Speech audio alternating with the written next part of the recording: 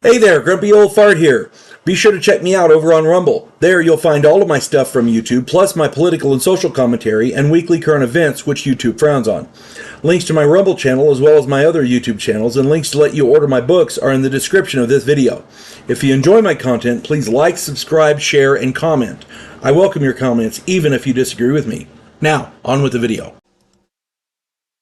Hey there, Grumpy Old Fart here. I'm doing an unexplained painting video on the Hierakonpolis map. Hierakonpolis. I'll be damned if I know how to pronounce that. The Hierakonpolis map. I'm going to call it the Nikan map. You'll understand here in a minute. I've done videos on ancient unexplained maps before, like the Piri Reis map and like that. Go and check them out. In Upper Egypt, there is an area which housed the prehistoric royal residence of the kings. The town of Hierakonpolis was then called Nikan, Nekhan, or Nekhen, excuse me, Nikan. And this city thrived from 3400 to 2550 BCE. So you're talking 4500 to 5400 years ago, roughly. It's 3,000 years older than Christ. Okay. It was a vibrant city in pre-dynastic Egypt. It was the political and religious capital of Upper Egypt. The excavations of this city have yielded so many artifacts, but none so significant as the map paintings. They're exploring this place and they found a bunch of maps painted on the wall. These maps contain recognizable continent outlines, and the accuracy of the depictions is outstanding. Very clearly depicted in these maps is the unmistakable outline of the American continent, and they got it right. It is absolutely astounding how accurate that map is. This map predates dynastic Egypt, yet the painters of the map knew about the Americas. How is this possible? We are now learning that not only Vikings visited North America, but Chinese and possibly Japanese ships as well. All of this was well before Columbus. There are American Indians or Native Americans, First Americans, whatever you want to call them, with European DNA. Yeah.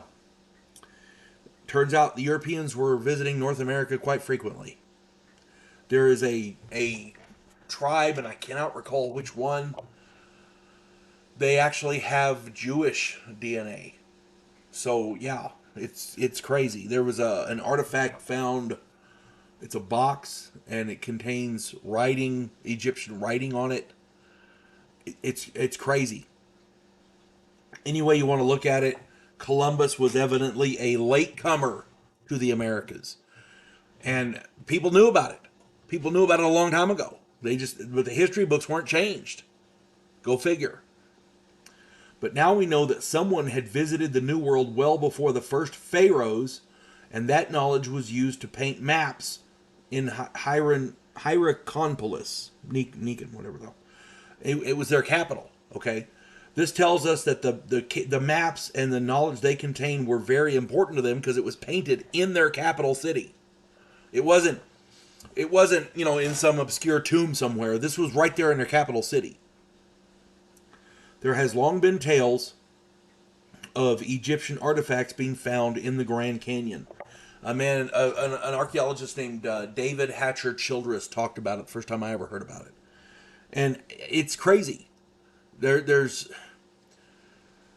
are geographical features in the Grand Canyon, like the Tower of Seti, the Tower of Thoth, the Temple of Thoth, or whatever.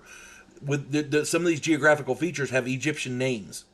Okay, so many people believe that in the distant past, a waterway connected the Grand Canyon to the Gulf of Mexico, and that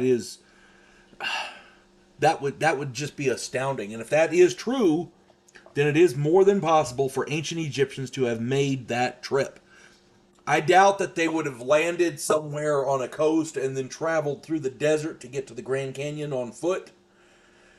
That, I mean, if you're on the ocean for that long, yeah, the Egyptians were desert people, but I doubt they would want to travel through the desert to get to a canyon to see if there's water. I could see if there was a lush green landscape. Oh, they go, let's go explore this. That's fine. But when there's no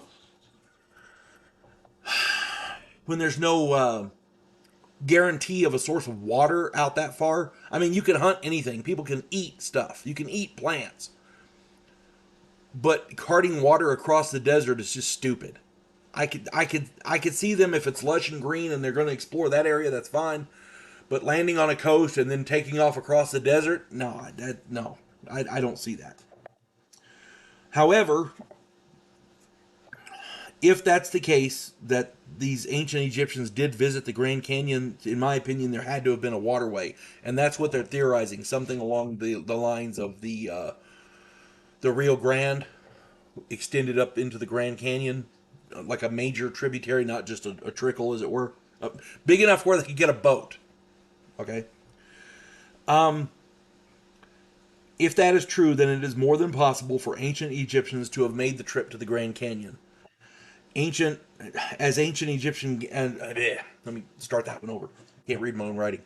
An ancient Egyptian galley was found by divers. It was sunk off the coast of South America. So, it is possible. I mean, we know Egyptians made it that far. Okay? So, if they made it that far, then I guess it's conceivable they could have made it to North America.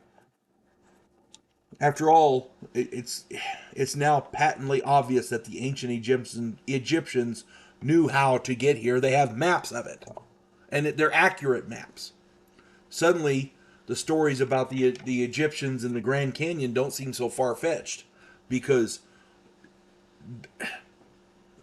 before the Egyptian pharaohs were ruling Egypt, they painted a map in their capital city of North America. Somebody had been there. This wasn't, Columbus didn't discover America. He said, oh, let's head over there. He went that way because he knew it. He knew it was there. I don't care what anybody says. Anyway, if you have more comments or have more information, please put it in the comments. I'm absolutely positive people would love to read it. This is an astounding thing to me. Hope this finds everybody well. You folks have a good one. God bless one and all. Vanguard One, Devo Poland, a scientific representative from a pacifist race called the Gandhiri, has come to Earth to learn the one thing that humans do better than anyone else in the galaxy: to fight. In the sequel, Task Force Terminus, Earth is at war with an alien race called the Amdola. Devo Poland's new commission in the Terran fleet exposes him to bigotry and treachery, and he comes to realize that sometimes political and military maneuvering are one and the same.